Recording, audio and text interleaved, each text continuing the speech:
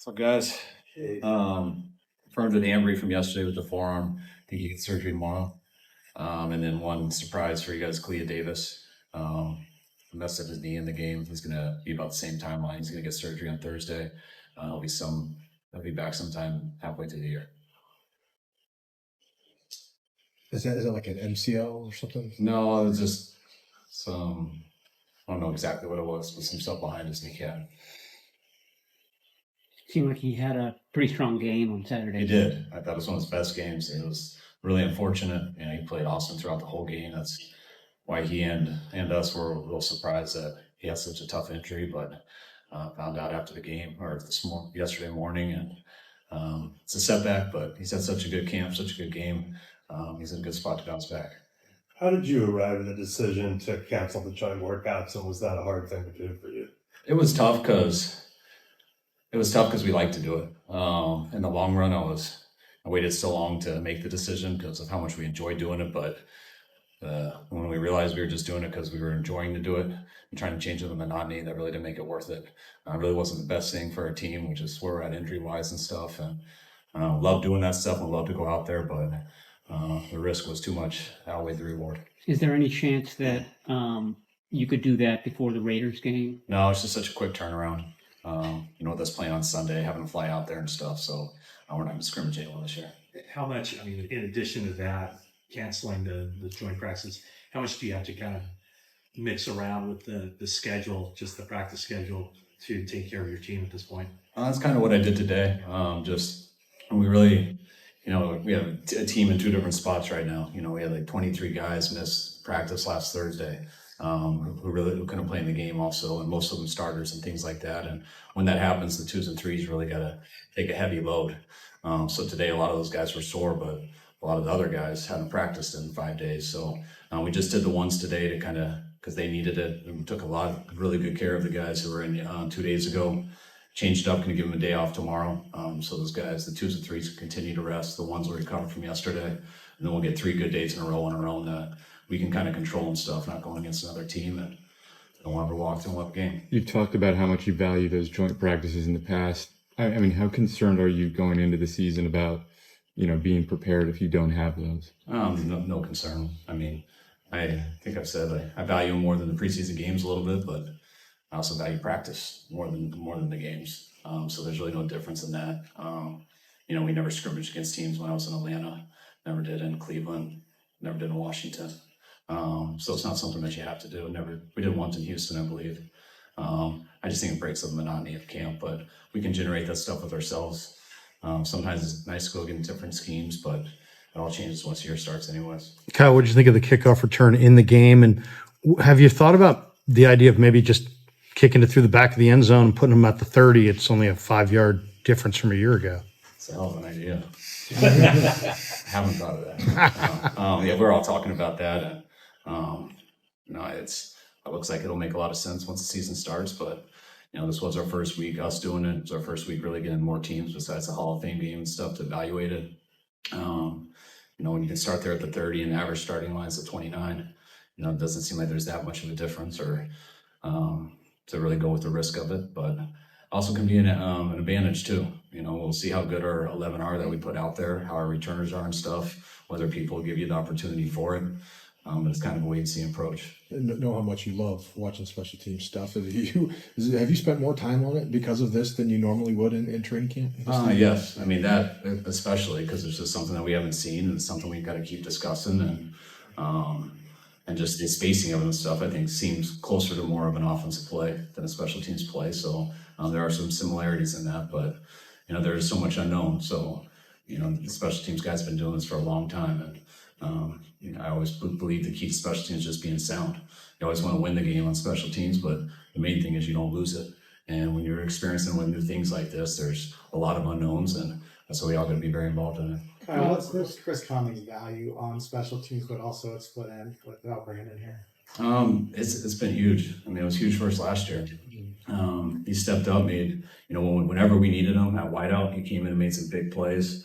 He made some big plays in the Super Bowl wideout. He made some earlier in the playoffs.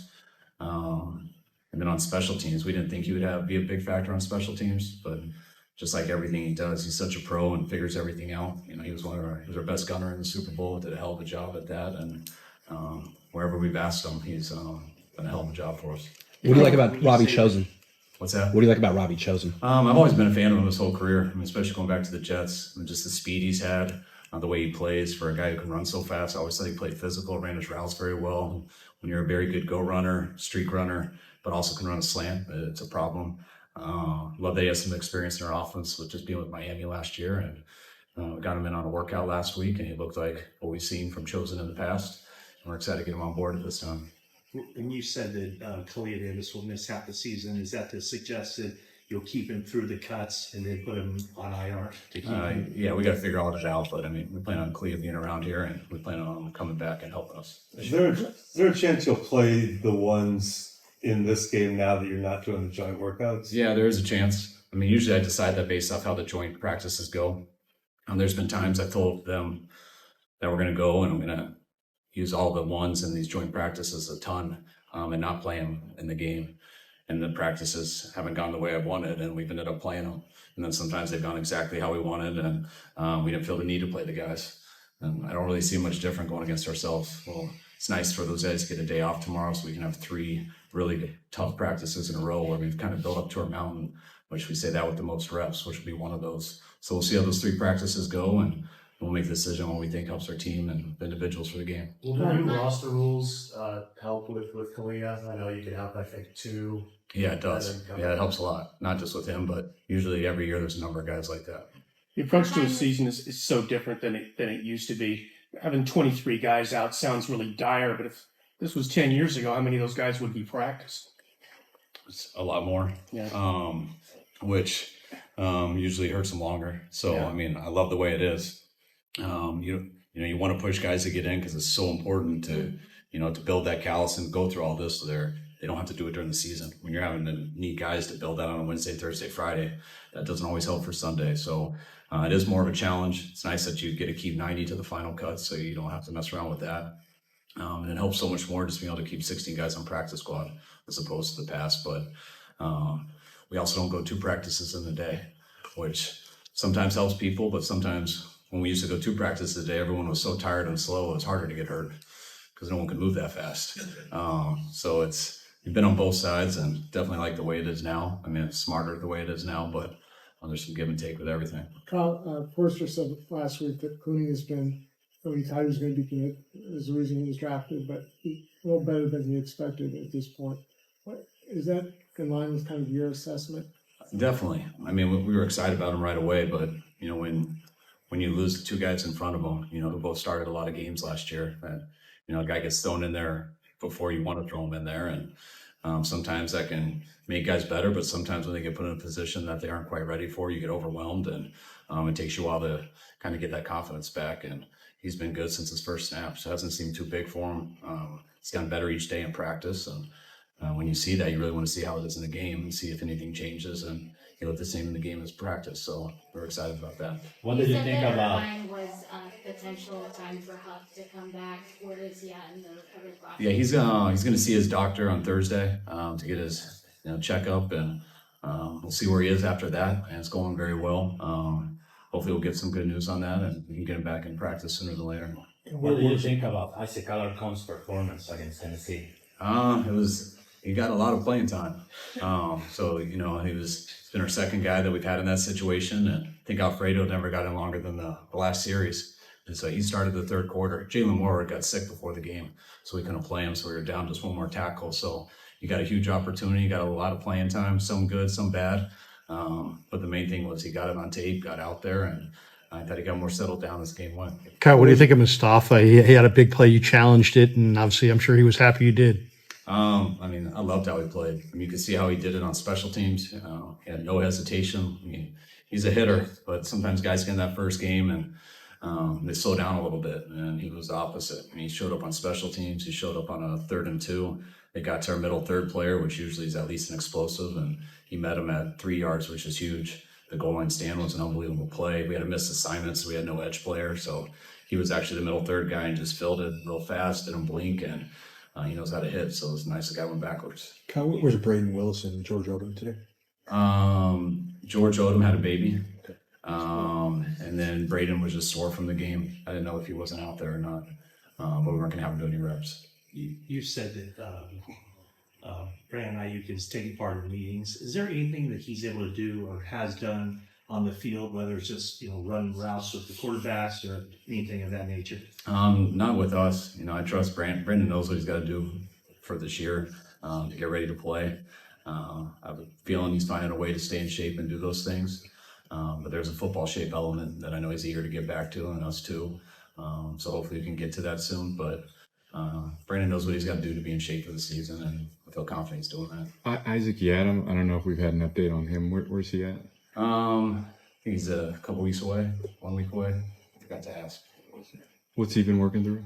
Ankle. Yeah, he rolled his ankle on a walkthrough last week, and they said it was going to be a couple weeks. Is this strange that this many guys are hurt at this stage? Is it surprising to you? I mean, yeah. I think we've been pretty fortunate the last couple of years. That never stays. Yeah. So we've definitely been less fortunate this year. So a lot more numbers than we've been used to. But I think the best news about it all, we told you about Ambry and Kalia, which are more serious and longer. But the other guys are, they're anywhere from 10 days to 3 weeks. The guys that we expect to be ready for the season. It's always tough when you miss training camp. So hopefully we can get them back. But yeah, we've had a lot of nicks and stuff that has made it harder to practice. But you'll take that over a serious injury. And what about placing what's his timetable? He's day to day with that. I'm hoping. Oh no, he's not day to day. He's not coming back this week. Forgot to check before he came, but he's not coming this week. What was his thing? Just knee.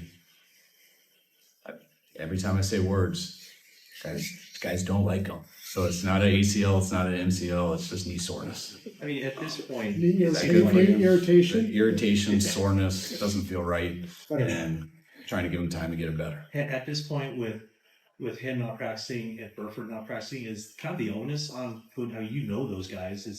Is the door wide open for Puni to take it if he can see? Yeah, definitely. Anytime somebody gets starter reps, it's always open.